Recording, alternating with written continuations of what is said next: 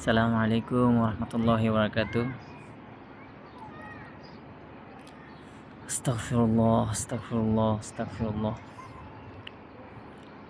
সত্যি যখন ভূমিকম্পটা হয়েছিল তখন অন্তরটা কেঁপে উঠেছিল। একেবারে দিক বেদিক হয়ে ছুটলাম, কোনো দিশা পাইনি। কি করব তখন, ওই হুঁশটা ছিল না। তো আমাদের মাদ্রাসা বন্ধ ছিল, মারকাজুল উম্মাহ আল ইসলামী, যার কারণে আমরা মেইন গেট এবং কেচি গেটে তালা দিয়ে ছিলাম রাত্রে। তো সকাল আর খুলি নেই, এবং সকালবেলা আমরা ভাত খাইলাম। ভাত খাওয়ার পর 10 মিনিট হবে, আনুমানিক 10 মিনিট পরে ভূমিকম্পটা শুরু হয়।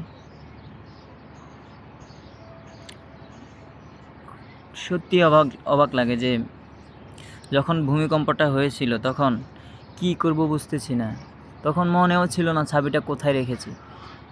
তখন নিশ্চিত হয়ে গেছি, যেভাবে ভূমিকম্প হয়েছিল নিশ্চিত হয়ে গেছিলাম যে হয়তো এটাই শেষ, কারণ বের হওয়ার কোনো সুযোগ ছিল না।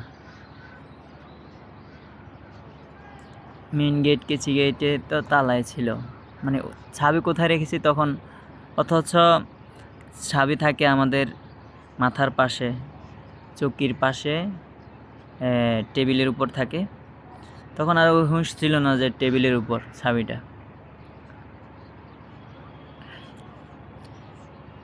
পরে প্রায় যখন শেষ হয়েছিল তখনও কাঁপতেছিল।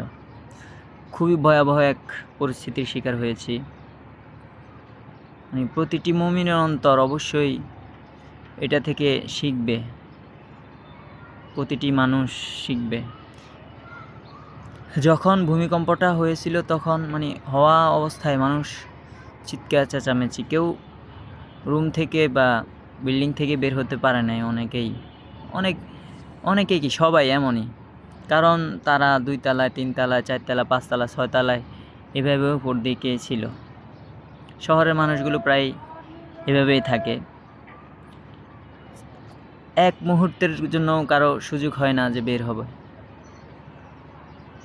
কোনো একদিন এভাবেই হয়তো কোনো এক শুক্রবারে